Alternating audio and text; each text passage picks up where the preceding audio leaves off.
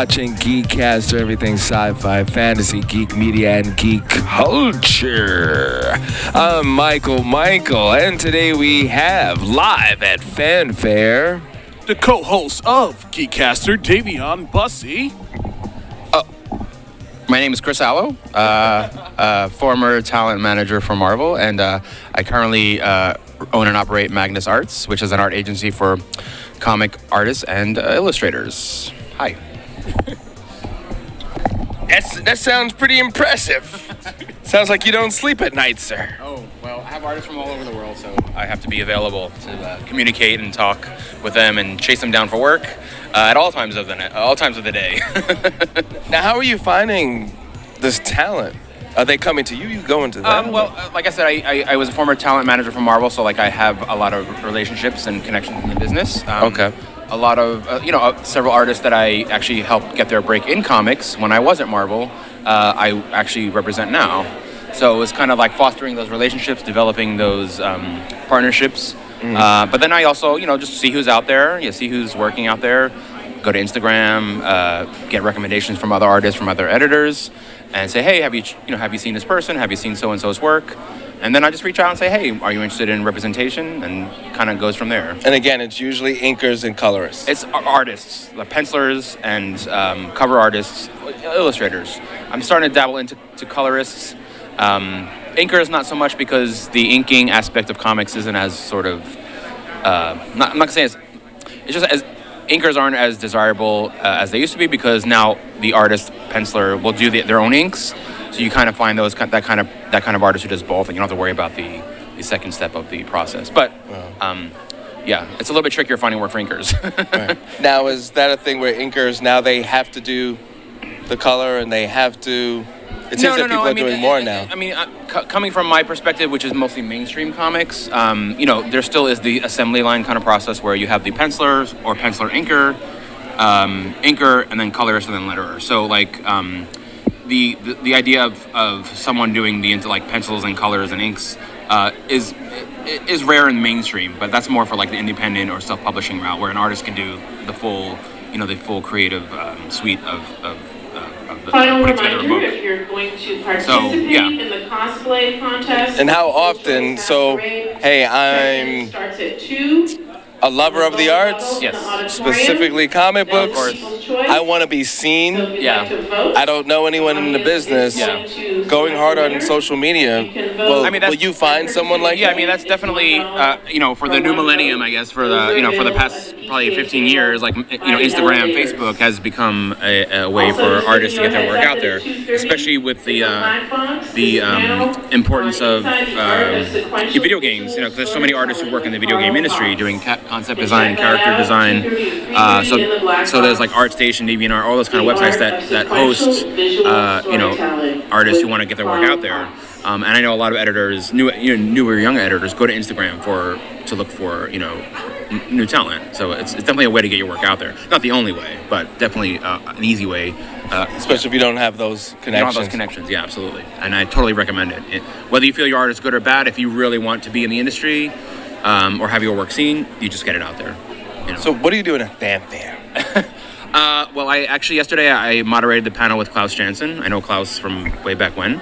And my sort of one of my new mission statements is to sort of go out to New York City schools, especially like high schools, and start talking about the industry, the realities of the industry, what it takes to be in the industry, but not only just the art aspect, because obviously that's what people want to do, but like also just sort of informing people about like, you need to know what a schedule means, you need to know what reading a contract means, you need to know your worth, your value, just starting to put that kind of thought into people's young artists' minds. It's not just about the art. I mean, yes, the art is the most important thing, but you have to treat it as a business, treat it as your way of life, way of living, earning a living. So I just want to get that out there and inform people and give them the right sort of tools to just be a full-fledged artist in the world today. And not just comic art. I mean, you can do any kind of art. It doesn't have to be comic art, So. Do you see yourself expanding even further? Maybe writers for comic books? Yeah, I mean, I've been asked for that kind of stuff. I mean, right now I'm kind of doing things where, like, I know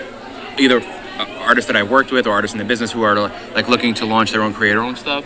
So like now there are so many new smaller publishers that want content, but may not necessarily have those relationships. So like now I'm finding that like, hey Chris, I have this great book that I've been working on, and let me see it, let me check out the art, and it looks awesome. And hey, I know a publisher who may want to produce this. So I kind of being like the middleman for this kind of situation. But like, expanding in those terms. I mean, writers are a whole other league of challenges, and there are a lot of literary agents out there who do who represent writers, but I'm not saying no, but definitely I'm focusing more on artists and colorists. I feel like that's enough for me. How'd you get into this? I mean, as a kid, I was always into like Batman and G.I. Joe and Transformers, and those were the first actual comics that I read, was like G.I. Joe and Transformers, because if you remember way back when they put out the G.I. Joe toys, they also released comics to go with it. So it was like kind of like a multimedia release, and then so I got into the comics not because I like comics, but because I like those characters and those that property, those properties. But Batman was the one that was kind of like I watched. I'm gonna be, I guess, revealing how old I am, but like Batman when he was on the TV show like way back when. So like I was always into Batman. Then I kind of read Batman comics. Batman was probably the only comic that I kind of read that I liked as a comic book. But I didn't really get serious about it until much later on, like as a teenager. And I picked up my first issue of Uncanny X-Men, drawn by Barry Windsor Smith, and that is what got me into like appreciating the sequential art form. Was seeing how he told the story. Then I was growing up, getting more mature into literature, so like I kind of love the combination of the words and the pictures. That's kind of what drew me into it more seriously. And then I went on to get an internship, and then just worked up my way up at Marvel. That's how I was there for a while. So where do you see yourself 10 years from now with your company or your creativity? Oh, I mean, I definitely want to write. I mean, I'm working on a couple of projects with two of my artists. So self-publishing kind of thing, creator-owned stuff. I mean, I hope I can still be doing this. I mean, it's something that I love. I feel like it's a viable, regardless of what people feel about the arts, like art is a viable career choice for many people. And I know there's so many kids out there who love to draw and who aspire to do it. And I feel like there's really no limit to an artist's career path. And I just want to be there to sort of foster that along, and hopefully do well myself, and then do some creator-owned stuff of my own. Because I mean, that's where it is now. Getting original content out there for other people to enjoy. So with all that said, you mentioned Transformers. Yes. Which one was the best series? Out of between the Transformers, which one was the best series? Did you like Transformers Beasts, or do you like the original Transformers? Well, it's funny you bring it up, because we were just discussing earlier about purists. Right. The purity of your favorite franchise, or your favorite character, whatever it is. Right. And I'm definitely a G1 guy. But that being said, I did like Beast Wars. I did like Beast Machines. I've been sort of cycling through the Japanese Transformers. There's good stuff in all of that stuff, but I just think I like the original stuff. The movie, I thought the original Transformers movie was fantastic. Like, as far as like a movie goes, like for me, like I always watch it like once or twice a year just to rewatch it, because I think it's so good. I love the soundtrack. It like kicks butt for me.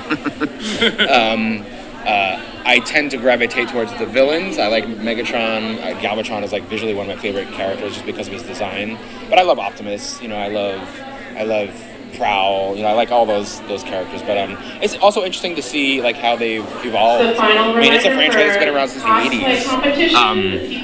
It's kind of amazing to see how they've grown, how new creator, like I read the comics too, so like how they take on the characters and reinvigorate them for a new generation, that kind of stuff. So I'm a huge Transformer. In the movies? Did you like the Michael Bay movies? Yeah. I don't know what you're gonna say. I see a vein coming out on your forehead. What's happening? I appreciate somebody like Michael Bay trying to take something that is beloved and don't touch them because their G1 is the best and you can't improve on that. But I mean, ultimately, I don't think they're the best movies. There are definitely aspects of them that I like. But I mean, just seeing like new designs and seeing them in that kind of format, a new medium, I think is exciting. Like they're definitely like, could they have been better? Sure. Could they have done things differently? Sure. Would you like to see to flush all that, start from scratch? And did Yeah, you, I think ultimately, I think kind of like what we talked about earlier, like seeing how people want to do new, fresh takes on things is good, and I think you need to keep things current and to keep people interested in characters. But I feel like don't stray too far away from the source material. Like I feel like with Bumblebee, like that was their attempt to kind of like restart it in a certain way. They went closer to the original design while still being original and unique and putting the standalone, the Bumblebee solo movie. How was that? I didn't see that yet. I thought it was definitely a very safe, easy film. It kind of it's accessible to a lot of people because you're throwing out all that other stuff. They could easily fit it into the Michael Bay continuity, or they can use it as a launch point for a whole new continuity. I don't know what they're doing with it or not. Which is maybe why they did it the way they did it, as far as what you're saying. I mean, they definitely simplified the design, made it more like the original Bumblebee. But I enjoyed it. I mean, it's a good family film. It's a good film. It's solid. It's safe. And it has some cool fight scenes. It's kind of like Michael Bay light, not too over the top. Right. Did you see the G.I. Joe live action they did? Yeah, a couple of those. I thought again the same thing. They kind of, in my estimation, they kind of went too far away. Like people wanted to see Cobra Commander, and like it's really easy. He was simple. Like he was a simple design. He was mysterious, but they kind of had to humanize him a little bit. I don't know why. Like in the first one, I have to really say like there wasn't too much of Cobra Commander. Right. Yeah. It was more in the sequel. It was a lot of Cobra Commander than it was in the first one. Right. Totally. Yeah. And then I didn't like, for spoilers, I'm sorry to guys. In the second one, what's his name? Duke dies in the beginning. Yeah. Which played by Channing Tatum, which I was kind of confused because Duke was the main focus point of G.I. Joe. Yeah. And what's your opinion on that? Again, I mean, I didn't like that they made like didn't they make like Duke and the Baroness like brother and sister or something? Weren't they like related somehow? I can't. Oh, okay, right. They had a relationship. I thought that was weird. Snake Eyes was awesome. Like all the Snake Eyes Storm Shadow stuff was awesome because it's hard to mess up ninja stuff. Like so, like I thought that stuff was good. Again, there were good aspects. Like it's been a while, so I can't remember everything. But like I think they really failed with the Cobra Commander stuff. Like I just felt like he was kind of that perfect villain, mysterious. He had an agenda. He had a very vague sort of history. But then sort of not utilizing him to like the extent they could have was a misstep in my opinion. But now they're supposedly launching a Snake Eyes movie, which is going to reinvigorate the whole. I mean, he's like their best. He's like their best character. I mean, definitely top 3. So that's smart. I mean, hopefully they'll look at like the cartoons are great, but like honestly, there's a lot of good G.I. Joe comic books that Larry Hama wrote way back when that are amazing. He's still doing new stuff today. I mean, one of my artists, actually Harvey Talabau, introduced in the comics the new female Snake Eyes. And he got to draw her, and he did a retelling of the origin of Snake Eyes, for the more modern world. It's not much different than the original one, but so that was kind of cool. That was like my kind of like I got to check off a little box, like getting to work on a G.I. Joe book a little bit. It was kind of cool. So in his world, how did Snake Eyes start? What do you mean? It's his new take. What was different? I mean, I'm saying the female, like they introduced the female Snake Eyes. Basically, Snake Eyes is put the original Snake Eyes is sort of I think wounded like really bad, and then somebody from the I can't say the name Arishikachi clan, the ninja clan that he belongs to, steps up to take the mantle of Snake Eyes, and it's a female ninja, which is really cool. But there's so many great comic book stories about G.I. Joe. They could have pulled from any number of storylines to make a good movie. Kind of like how Marvel's doing. It's for the most part, it's nothing really new, really. The combination of it and how it works as one complete story is new, but it's all elements that have been done before that they pulled out from stories, and they're better at putting that together and make it a cohesive story. Yeah, there are a lot of personality things that are a little off in the comic book versus the cartoon, but the cartoon is so popular. Yeah. Like for instance, Zartan. Zartan actually has powers. Yes, yeah. In the comic it's kind of vague, but yeah, he definitely has that ability to do what he does. Right, versus just makeup and a mask. Yeah. Yeah, I feel like with the comics, you can get away. They got away with being a little bit more. Is it superpowers? Is it Right. mystical? Like we don't really know. They never really explain Right. it, but it's kind of cool.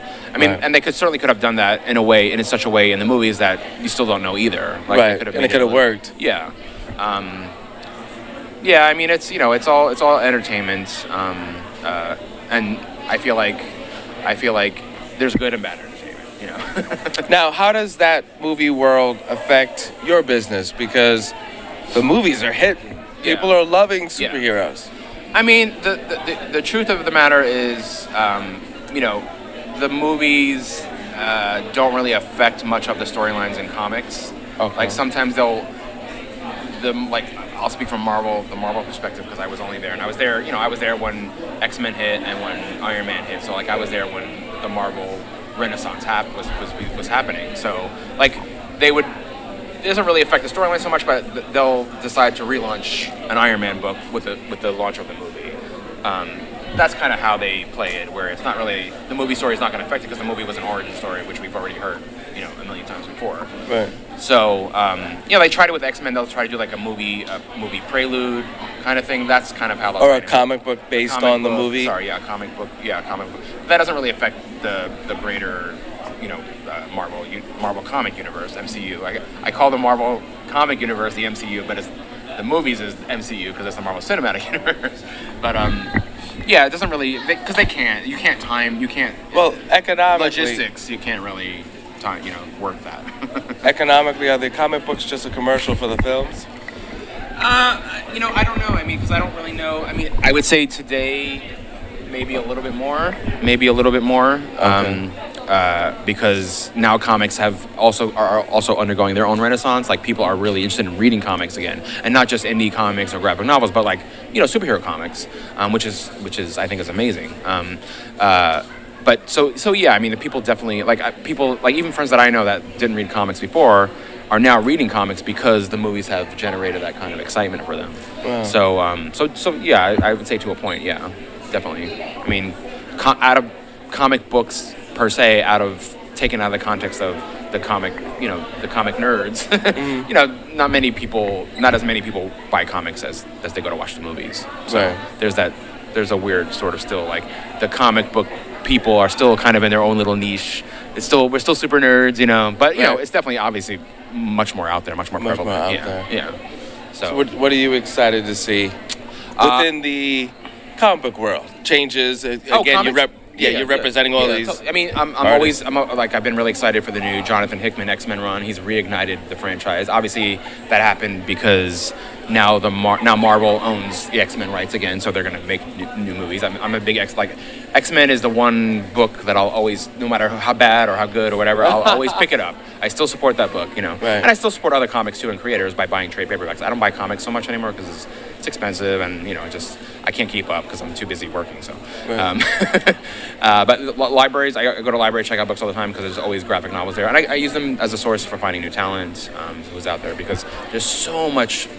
I didn't even realize until I went to New York Comic Con 2 years ago, like how many new smaller publishers are out there putting out comics and employing artists, writers, colorists, everybody. So there's just so much out there. So I'm really trying to read stuff that's not superhero stuff. Not because I still love superheroes and that's my first love, but there's just so much more content, so many more voices out there telling stories. People that you don't normally hear from in the mainstream. So gay voices, minority voices, African Americans, Asian, like everybody's telling comic stories, and it's just good to hear different perspectives. Right. When you're a longtime comic fan, after a while it's like the same old. So like hearing, Vida Ayala or Steve Orlando. For me, is talking, LGBTQ creators is amazing. There's so many more African American creators out there that didn't have a chance before, and now are getting a chance to tell superhero stuff from their perspective, which is important. So, I think it's great. I think this is such a wonderful time for creatives to be out there and get work out there and have their voices heard. I think it's important.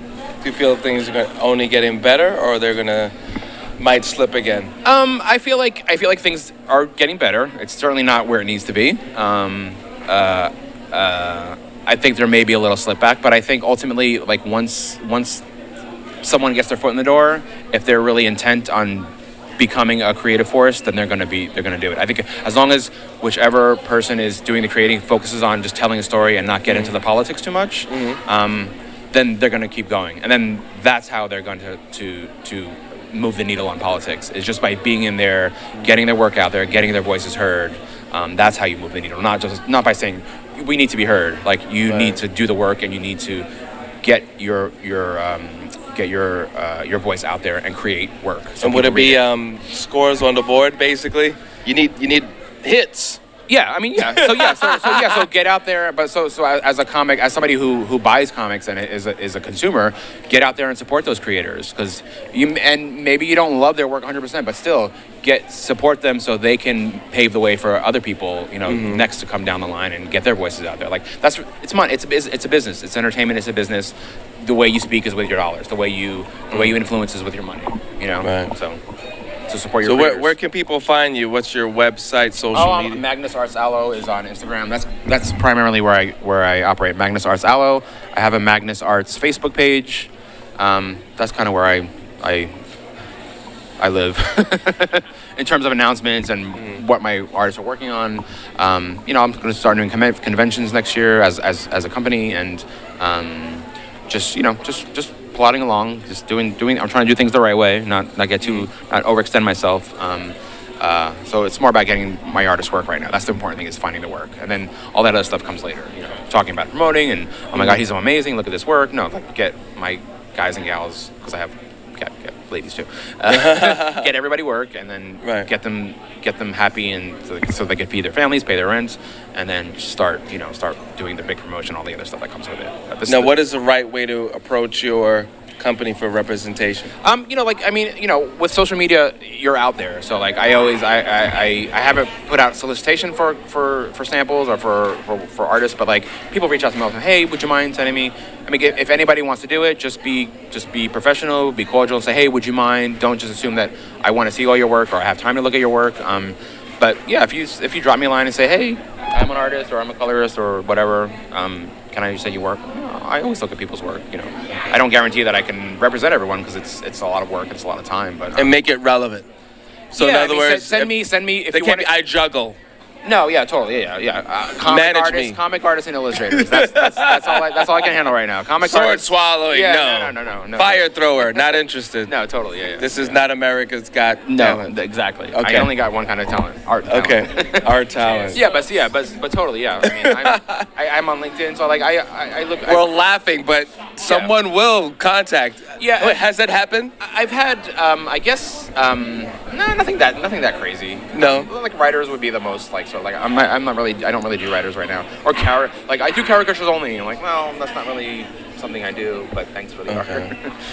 But yeah. No musicians, no rappers say, hey, manage me? I would hate to, I would never be that kind of person that said, hey, yeah, I represent anybody, because I don't know anything about the music industry, so I wouldn't put myself in the situation, nor would I misrepresent myself and what I know how to do. It's not fair to anybody. It's not helpful to anybody. You look like your wheels are turning. Yes. Over there. Sorry, I don't know. No. It was good. But my last question to you is, which Batman series do you prefer? I mean, prefer is a tricky word. Like I said earlier, like I've been reading comics since I'm a teenager. Like, there have been multiple storylines, multiple characters that particular artists and writers that have worked on that I love. If I had to, I don't know if I could pick one Batman that I love, but I love the Greg Capullo, Tom Snyder Batman from a couple years ago that they relaunched. It's amazing. I'm actually rereading it right now. I love Norm Brayfogel's Batman, like, from the 90s. I think it's an amazing run. I don't know. There's just so many. Francis Manapul did a run on Detective Comics, which I think is amazing. There's just been a lot of really good stuff out there. It's hard. It's really hard to pick one. And I tend to focus more on the artist aspect of it, because I know it's it's a visual medium. So for me, that's where my eye and brain go. But like, there've been a bunch of really talented creative teams on that character over the years. So many. Like, it's hard to pick. Yeah. And none of Frank Miller's Batman. Yeah, I mean, of course, obviously Frank Miller. I mean, I interviewed Klaus Janson yesterday, and we talked about the groundbreaking run of The Dark Knight. Yeah, I mean that's amazing. That was a game changer. Frank Miller's Batman Year One, Frank Miller's Daredevil run, Frank Miller's Dark Knight Returns, Frank Miller's 300. I mean, yeah, I mean he definitely. I mean, I think that's one of the moments in comic books that everything changed. From the format of the book, the way it was released, to the content, to taking a character and completely reworking him, but not forgetting where he came from, not forgetting his essence. So more of a darker tale, right, and more into an investigation type format. Yeah. Compared to just an investigation, but you have silly tropes to it. Yeah. I mean, I read a lot of those comics from the 70s and early 80s where it's just like Batman and the Giant, rescuing Robin from the giant ball thing or whatever, the fun house or whatever it is, But yeah, like I definitely gravitate towards the more mature stuff, like Dark Knight, X-Men stuff, Spider-Man when he was dealing with real criminals, and Mary Jane, like when Venom came to attack Mary Jane, and that's kind of the start, the darker, grittier stuff that where the hero comes in and brings in the light, but it learns that the world is not so perfect and honky-dory, and that's reality. I mean, the world isn't perfect. We don't live in perfection. So that's what I like. That's cool. Yeah. And you're inspired each day by what to keep going? What keeps you going? I don't know, a lot of things. I have my love for comics, my love for comic art. I live in New York City. New York City is like, we're surrounded by art, all kinds of art. My cat, Chucky, my great niece, I have a new great niece, she's 1 year old. I don't know, I just feel like I'm definitely a lot older now, and I'm more mature, and I've learned a lot of things, and I've experienced a lot of things, and I don't take life for granted anymore. This sort of new facet of my business where I'm going to schools and institutions and talking about it and informing people about the comic book world and the reality of it being a legit career path. Like just seeing all the people out there, the creative people, young creative people that want to do it, like that's inspiring to me. That's something that helps me to keep going. Yeah. Cool. Tell everybody one more time, what's your social media? Magnus Arts Aloe on Instagram, and Magnus Arts Agency on Facebook page. Drop me some art. And my social media is my name, Davion Bussey, on all platforms. And on Instagram, you can meet me at Michael7 Michael. That's right, meet me, see what I do. Check it out. All right, you're watching GeekCaster. Go to GeekCaster on IG. And we're here live at Fanfare. Thank you so much for hanging out with us. That's pretty cool. Thank you. Pretty cool. And hopefully we'll see you at a con with your whole table set up and everything. I should be at New York Comic Con this coming October. A couple of smaller cons throughout the Pennsylvania, Philadelphia. Working on it. Awesome. Thank you. Thank you, man. Thank you, guys.